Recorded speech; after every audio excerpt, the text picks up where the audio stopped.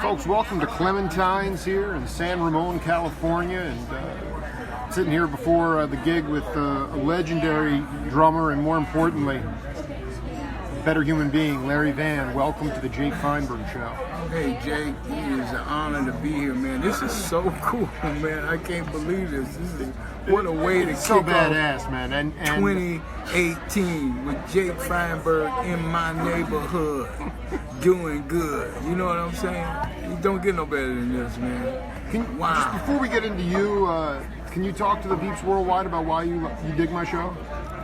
You know, I dig your show, man, because you digging deep, man. You going for the roots, man. You dig deep into the roots of what's going on, where the music's coming from, the artists that have been there and are there.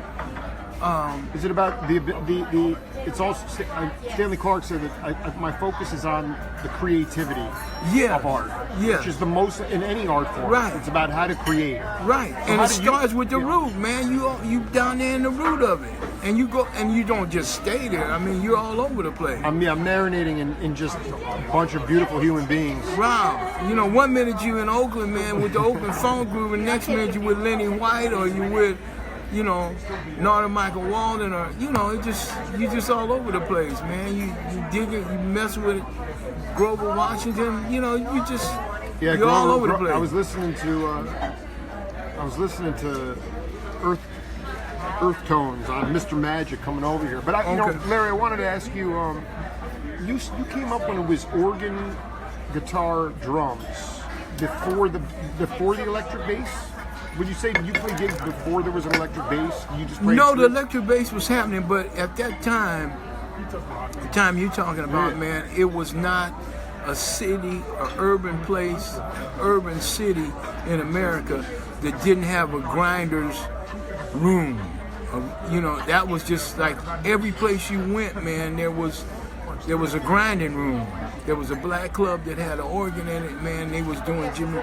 It was always a local cat that was holding it down, and then they had recording artists coming through their organ players. Absolutely. It was just like it was amazing. The Fillmore was like that. Yeah, Fillmore was bringing everybody in. You know, they were bringing everybody in. The first time I played the Fillmore was in the 60s. The original Fillmore. Yeah. I didn't even know what was happening. Somebody in the band got us an opening spot, and I was over there right on Fillmore and Gary. Exactly. And I couldn't believe what was going on, man. It's like, dang, man, I'm standing on the corner with a Process and shark skin suit and stuff. We getting ready to go in here and play. And the day we played, they had... Was Sullivan still running the club at that time? No. Bill Grant. So Bill did you know Sullivan or no? No, I know of him. But you never went, he had a liquor store, and because when he owned that whole circuit. Yeah, he was like the man. Anyway, getting back to your Fillmore experience, who were you with? I was with the Shades of Soul, which was the band that was on the road when I met Ronnie and all them, you know. But we went in there we got an opening spot, and Jefferson Airplane was on the bill. Your McCalkin will be tuning into this, you know. Jimmy Reed. It just had gobs of people. I forgot this other group that was on, but you weren't even aware. You did not. You got in there, and I was not hip to what was going on over there until that time. Right. And from that point on, man, where the bayou meets the bay, baby. Oh man, Larry Vann, baby. I love it, man. Have one of them. I will. Once we wrap the interview, I don't want to talk to my mouth. I think most importantly, I just want you to talk about the brotherhood, sisterhood that existed. I was talking to Ronnie Beck down in San Jose today, and he was talking about, like with him and Garibaldi, there was actually, back in the early 70s, there was competition. There was music had a different significance in our culture, and there was a lot of healthy competition. And I wanted you to talk about that brotherhood in the Bay Area. It was really unique. Especially Oakland. Yeah. Me and Garibaldi studied with the same teacher, Chuck Brown. Chuck Brown. And that's really how I met Dave, because we used to I used to have a class. He would be coming out, and I'd be going in for my lesson. And he studied with Chuck, and him and Chuck developed some really cool stuff with syncopation and stuff that was just amazing. Do you think the genesis of that syncopation started with Chuck Brown? I don't know if it started with Chuck, but they was developing. Because he started, with Tower. What he was doing with Tower was so unique and so him. It was nobody else playing like that. I mean, that was his own concept, where you're.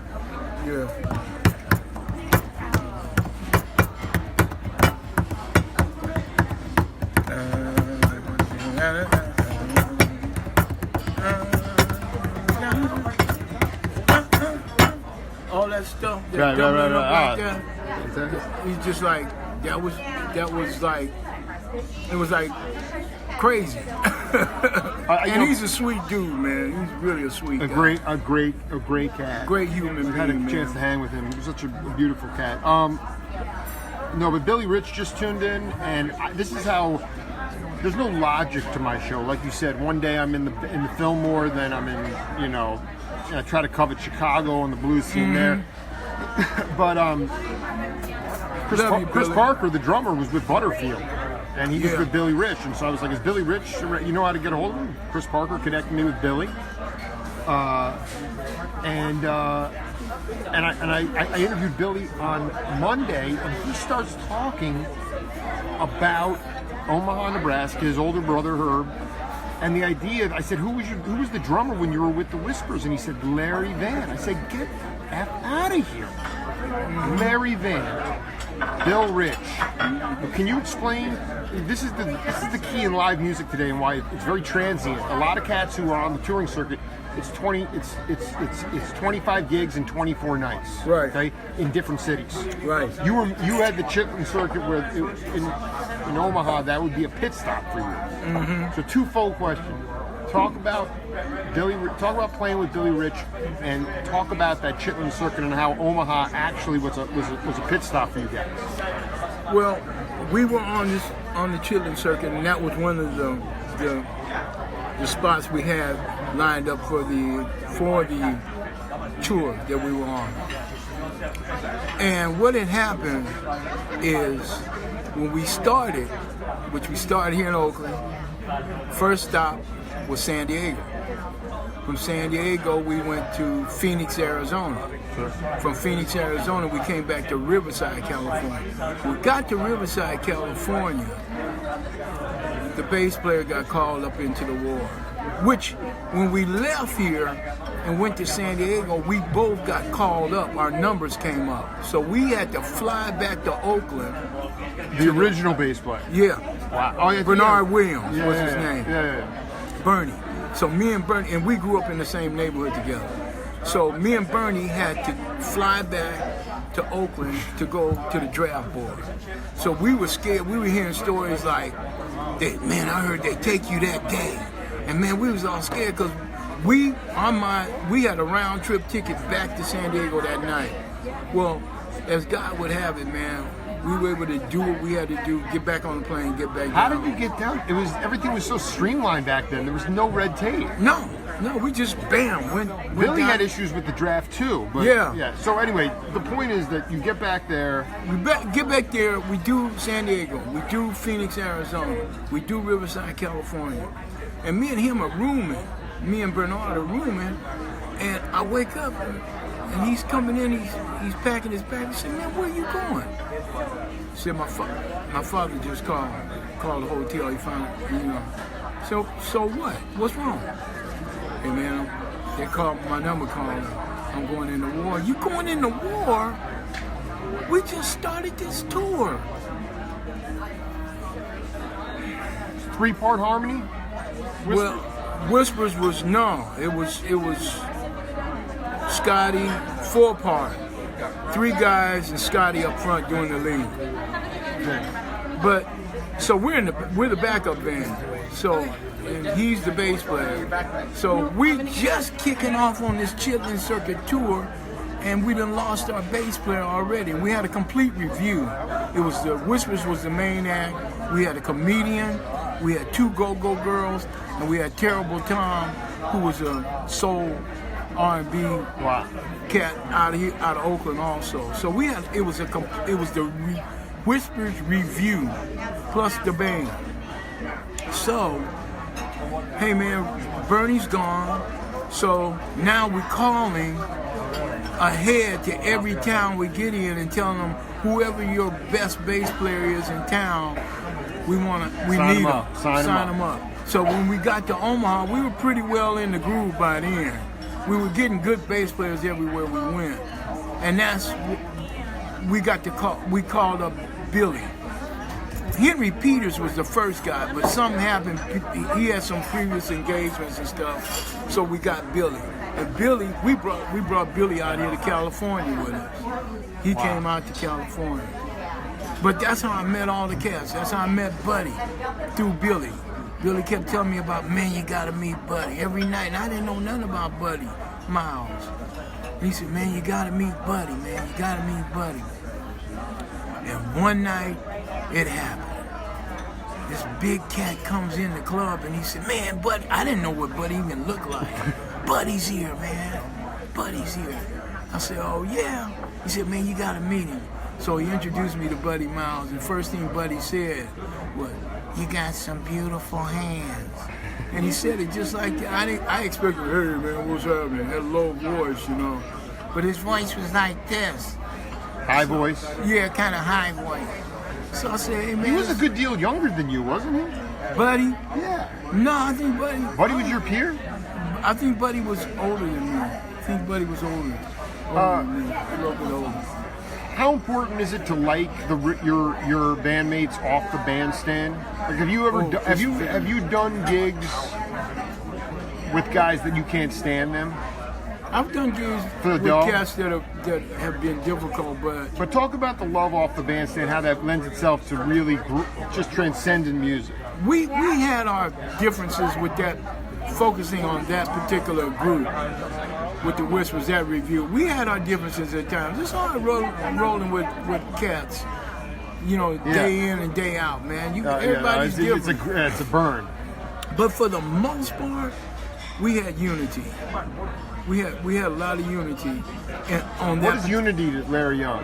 To give an example of unity. Man, being there for each other. I'll give you a good example. We were in Omaha, by the way.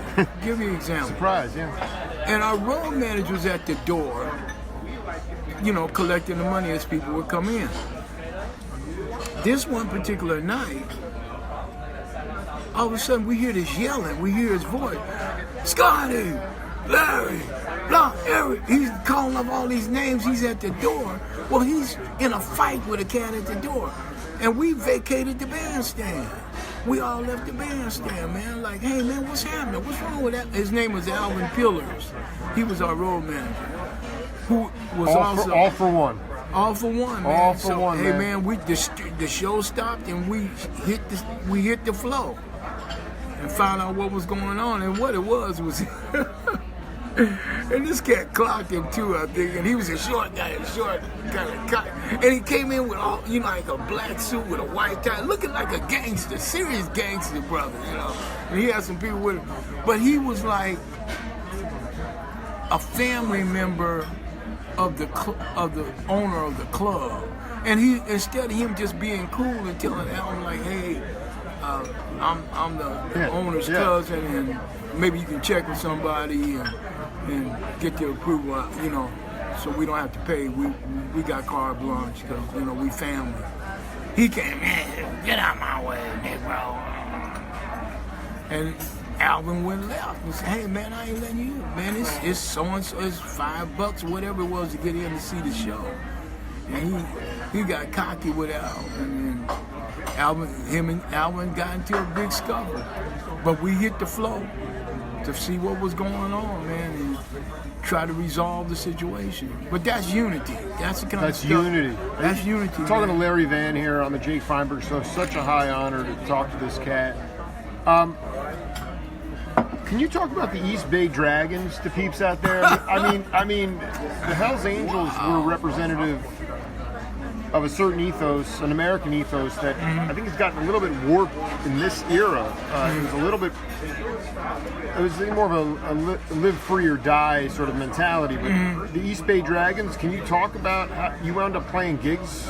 Yeah, we did a lot of, when you can start getting some notoriety, everybody wants you to play for them, including the motorcycle clubs. And that's where we were, and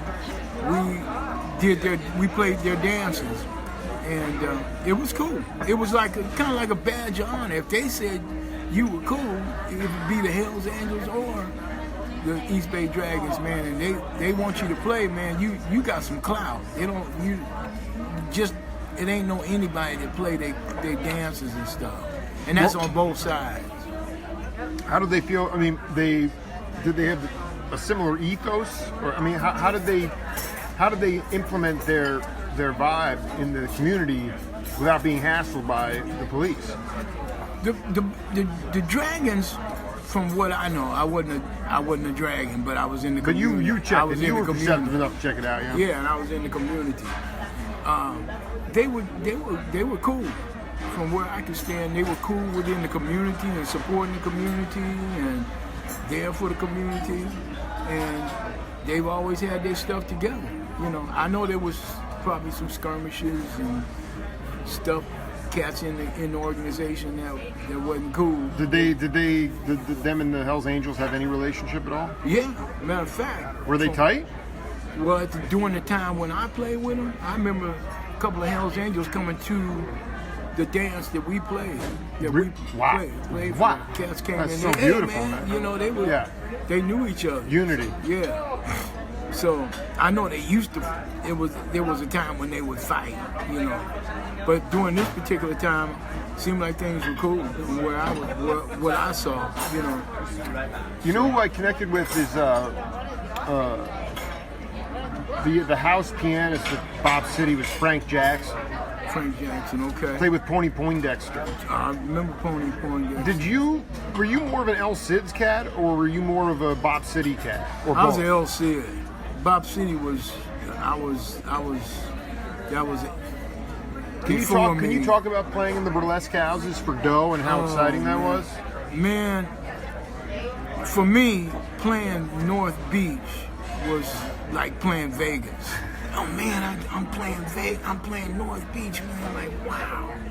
So because there were just women around and scantily clad. No. Because that's prestige. Prestige, and those were union houses too at that time. The union was strong at that time. Yeah, very strong. Plus the fact, popular cat right now. Plus the fact that street jumped. That street jumped, man. So you had Basin Street West, which was bringing in all the big acts. You had the Jazz Workshop was bringing in all the jazz cats. Miles, all of them. The El Matador was bringing in jazz. Kenny Burrell would be in there. Wes Montgomery would be in there. That street, and then you had, the topless clubs too. So the street was just jumping. It was a tourist spot. It was a happening place, man. You also went down to Haight-Ashbury a bunch? Oh yeah. Can you talk about when can you talk about like were you there before the invasion in '67, or was it more? Yeah, I was well after that, because there was still during the time when 66, 67 is when I played the Fillmore. Right. With So the Shades of Soul. Yeah. That was in the heart of what was going on down there. I didn't spend much time in Haight, but all that stuff was going on all over that area, man. Because the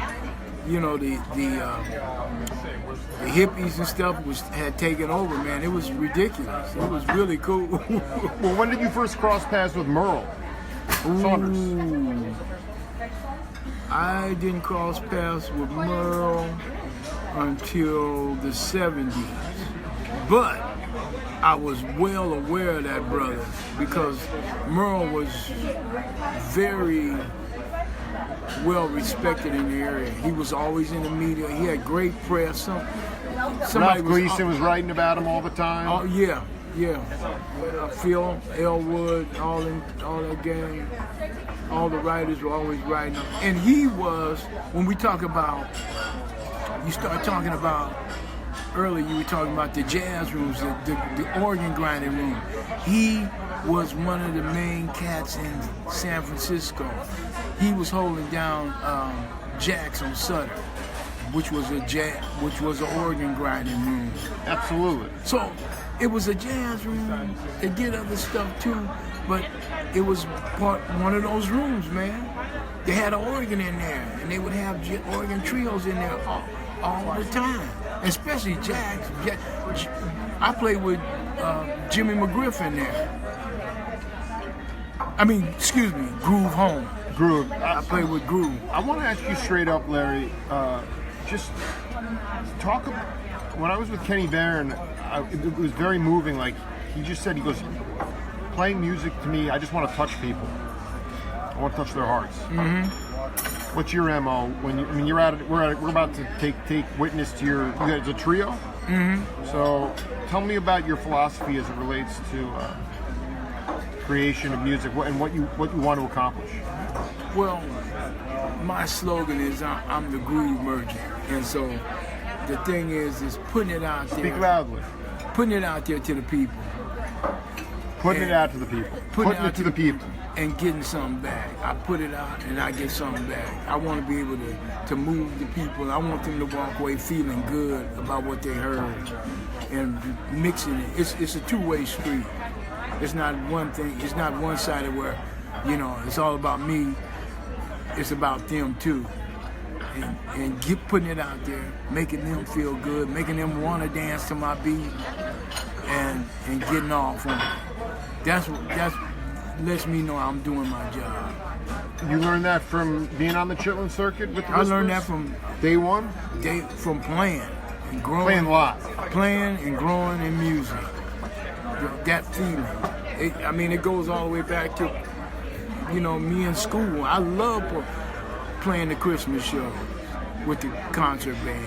I love that time of year. I love anytime we performed, I felt special. I always felt that way. From the 4th grade on, 5th grade on. That was just something that I thank God I copped. I got it. It's just like, man, there are times when, I may not feel like coming to the gig, but I know I gotta come because I made a commitment. And when I get here, something special happens. It's like, glad see, it's still got it, Larry. It's still got it. It's still I dig, man. It reinforces, keeps you secure, man. Yeah. I dig. Yeah, and you never know what's gonna happen. You never know what's gonna go down. You never know who's gonna be in the house. I did a gig when I was working with Ron Thompson and the Resistors. What year was this? This was like in the 80s. Ron Thompson and the Resistors? Yeah. And Ron was the MD for John Lee Hooker for many, many years before establishing his own thing. He was a private doctor? He was his private doctor? No, he was his MD, his musical director. Musical director. But this one night we were playing at Uncle Charlie's in Corte Madera over there in Marin County. Barry Melton loves to hang out there. Oh, yeah. Huey did a lot of playing there and developing Huey Lewis and the News. They used to play Mario there a lot. Cipollina was over there. Yeah. Absolutely. So it was one of them rooms, but it was a night that was really slow. We used to do a Tuesday night, and it was slow, man. But we was doing our thing, no matter what. That's the other thing. No matter how big the room is, I'm gonna play the room like it's 1 million people in there. I got to go through the motion all the time, man. Talk no about why what. you have to do it. Because you'd walk away and you feel like you let people down. Not only that, I let myself down. That's right. Because I can't back up to, like, okay, tomorrow night I'm playing the Fillmore, tonight I'm playing this little club. So tonight I'm just going to take it easy. But tomorrow night I'm going to give 1,000%. That ain't how I go. I'm going to give 1,000% tonight and tomorrow night. So my motto is give 1,000% every time you hit the stage. Even when you don't feel physically great. Even when you don't feel physically great. But anyway, getting back to that story about Ron, we were playing the gig, and it was like one of them nights, and there was the area in the back of the club. Like, this is the stage, so going back that way, it was like seats all the way up into the back wall and tables. But it was dark back there. But it was a group of people back there. Yeah. And we couldn't really see who they were. But they were having a good time. So we took a break, and on the break, this guy comes up from that group and says, "Hey man, somebody wants to talk to you," talking to Ron. So he took Ron back, and we went on to the dressing room and kick it and just hanging out. Yeah. So it was time to go back on stage, so we met Ron at the stage. He didn't even come back into the dressing room. So he said, "Hey, Larry." I said, "Yeah, man, what's up? Do you know who's that back there? Those people in the back?" I said, "No, who is it?" "Fleetwood Mac." I said, "Really?" He said, "Yeah, man." He said, "Check this out." Wait, Mick Fleetwood was hanging back? Yeah. So Mick was loving Larry Vann, dude. he was loving Ron too, so Is Ron still with us, by the way? huh? Is Ron still with us? Oh yeah, yeah. Okay, go ahead. I didn't even That's all right. Anyway, he said, "Yeah, man, these cats rented some RVs and just decided to drive up the coast, and they just hanging out partying." He said, "Oh, well, that's cool." He said, "But check this out. The cat likes what I'm doing. He wants me to come to LA." So what you were doing. No, what Ron was doing, what we all were doing, but he liked what Ron was doing, and he immediately started working with Ron. Ron started working with Fleetwood and doing. But the story, The moral. there you go, thank you. The moral of the story is you never know who's gonna be watching you. That's why you always got to give 1,000%. You never know who's listening. You never know who's in the room. It might be Jake. It might be Jake. Jake Feinberg, man. It might be Jake Feinberg, dude. I'm telling you. Inspiration moved me brightly, dude. Yes, right on, man. But that was just a story that came to my mind about. Oh yeah. You just never know who's there, man. So that's why you always got to give them your best. No matter where you are, no matter how big the room is, no matter how small the room is. If they hired you to play, I want to play.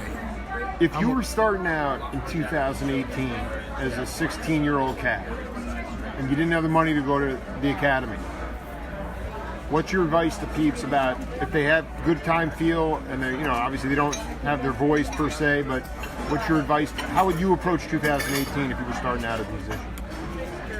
I would tell them to be around the best cats they can be around. Get around the best playing cats that are playing.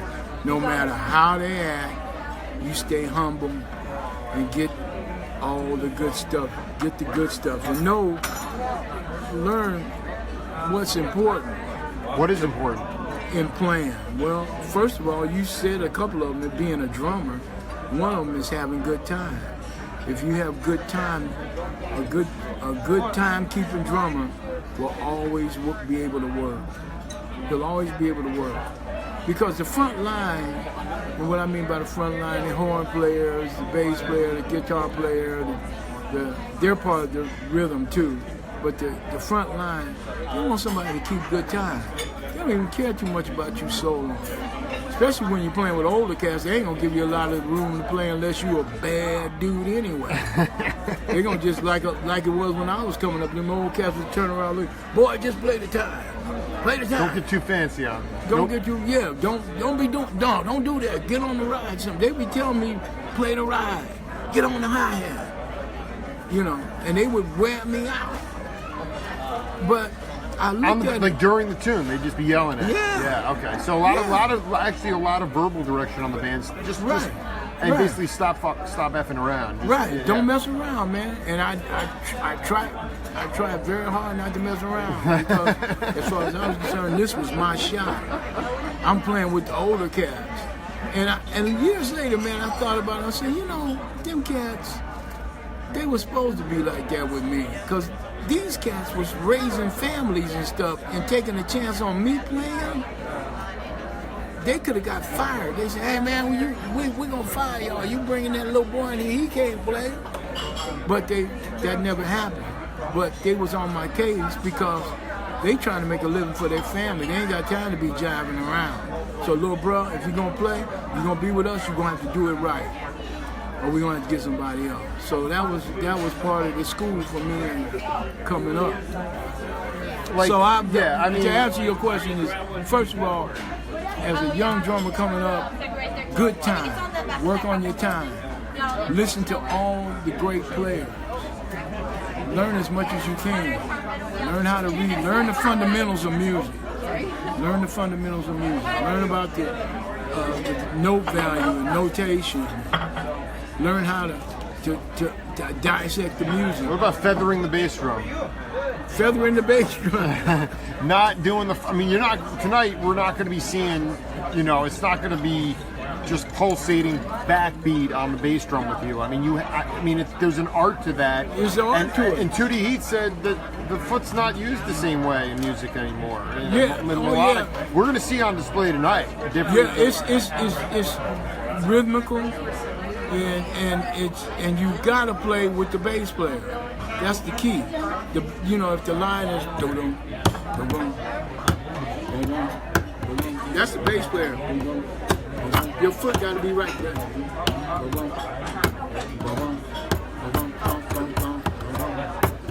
That's your foot's got to be doing that. That's right. That's the playing right with the bass player. That's what's happening today. And it's different than playing jazz. Jazz is a lot more open, like and you're doing little hits. Isn't jazz, truthfully though, boom, boom, boom, boom. Isn't jazz movement music, like social movement music? Like you're supposed to be visceral. You're supposed to be emotional. You're not supposed to be staring at the wall because of someone's facility. You're supposed to be expressing that inner urge, that cry. Okay, yeah, I would say that. Yeah, that's there. That's there. It's a whole bunch of stuff in jazz because you got the root in jazz. It's like it's become more classicalized today. It doesn't have that visceral feeling because people are afraid that people's ears aren't tuned to it. They're not hearing it.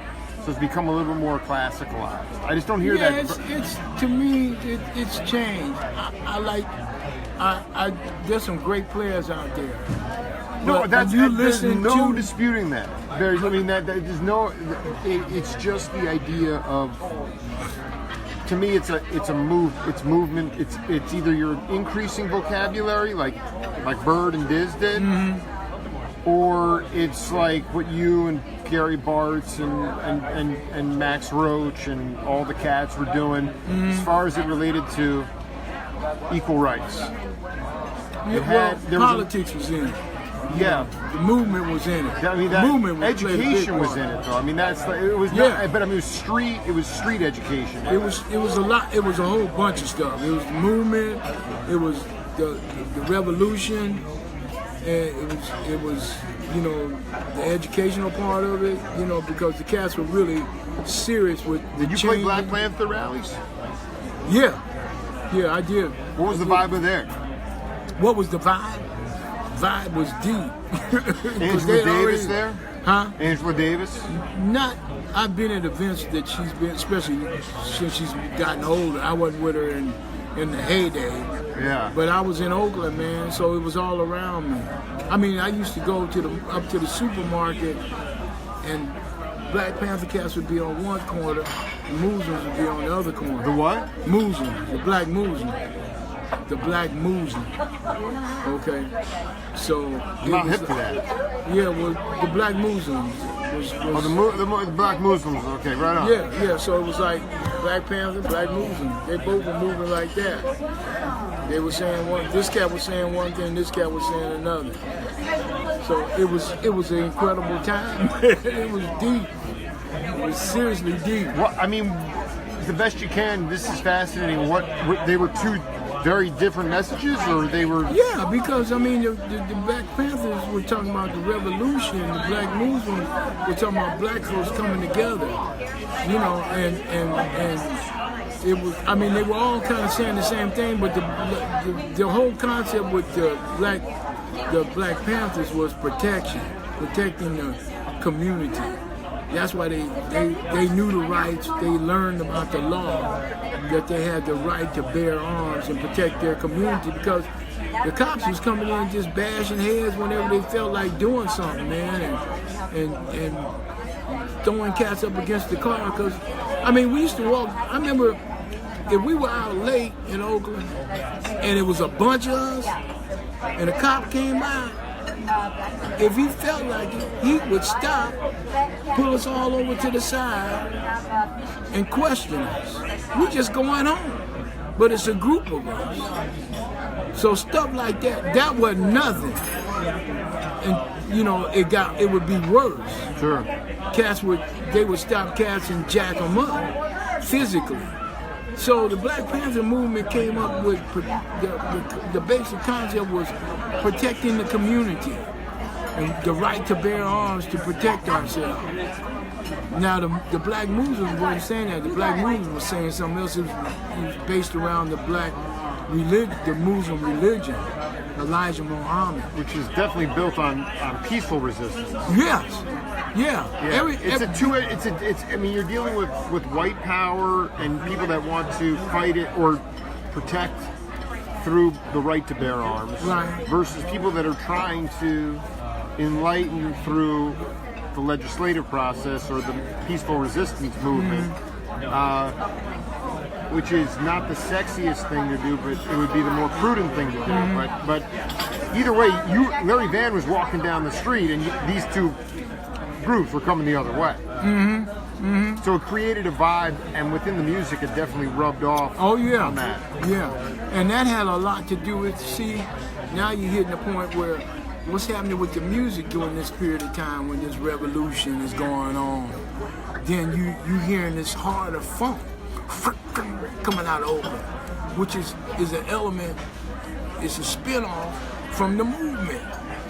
Right on the power, fight the power and all that kind of stuff. That affected the music, and James Brown was right at the head of it. I'm black and I'm brown.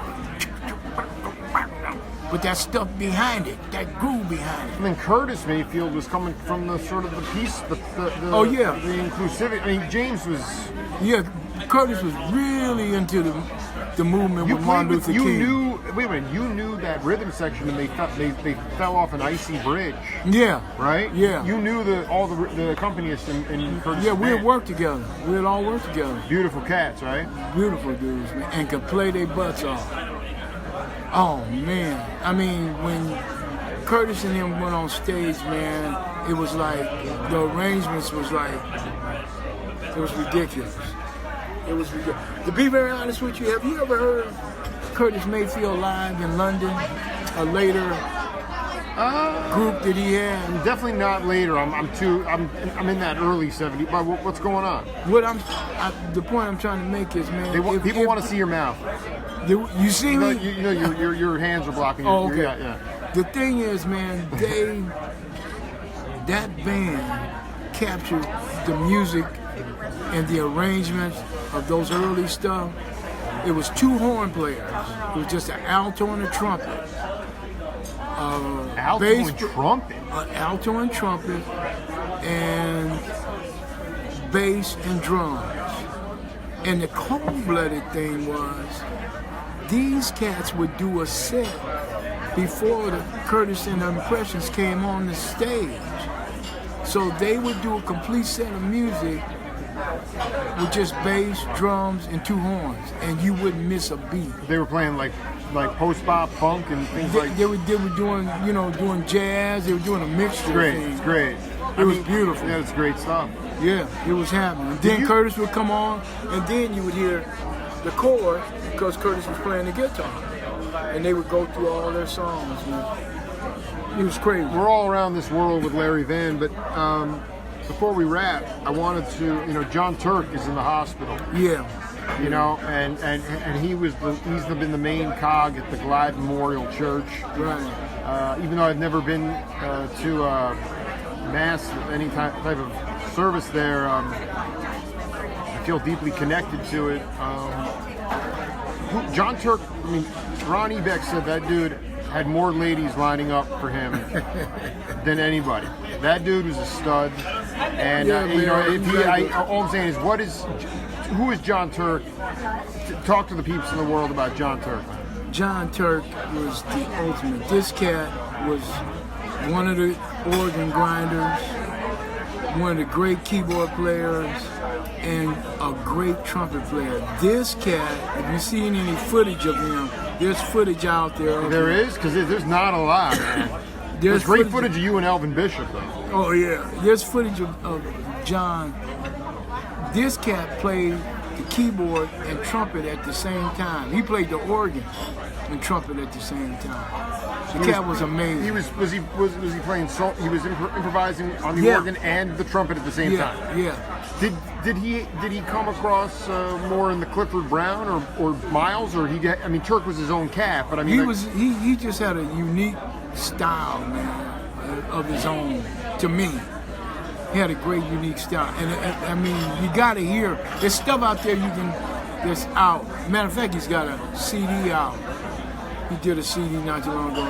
It's incredible. He's got a live CD too that he did. I think it's on this latest album. Ronnie's playing on it. Ronnie. Yeah, Ronnie and Carl Lockett. There's some incredible stuff on there. Cause he was a grinder too, man. He held down the grinding rooms too. Sure. But he played left-hand bass. He didn't kick pedals. I mean, Ronnie Beck was the one that told me that most cats don't kick pedals. Yeah, they're playing left-hand bass. But you didn't miss nothing. You wasn't gonna walk away. You wasn't gonna walk away because he didn't play the pedal. Did you play with like King Pleasure?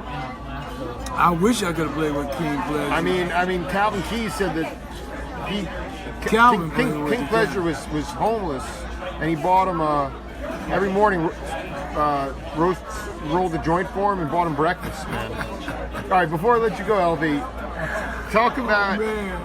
can you talk about some geniuses that died broke that you knew in music? Geniuses that died broke. I'm just saying, cats, cats, the inventions, the improvisation, all the stuff never gets appreciated in their lifetime, and they die broke, especially in jazz and funk and Wow. Just right off the top, I can't think of anybody right off the top. Wow, I hit you with one there. You got me. I hit you, man. You got me, man. Wow, man. I stretched. Dang. I'm trying to think. Somebody that had money and died broke. Yeah, I know. No. There's a genius. A genius. Oh, a genius. That died broke. Not that lost everything.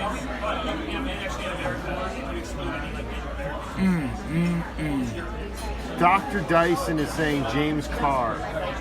Oh, okay. I stumped you, LV. You did, man, because wow. LV, tell the audience what they're going to be seeing music-wise live on the Jake Feinberg Show Facebook live stream. Hey, we're going to be doing a little bit of everything. We just kind of crossing over into different territory. So Pharoah Saunders into Michael White into Merle Saunders. You mean tonight? Yeah. Tonight we're going to be doing some New Orleans stuff. We're going to do some blues. We're going to do some R&B. We're going to just mix it up. We always have a great crowd here.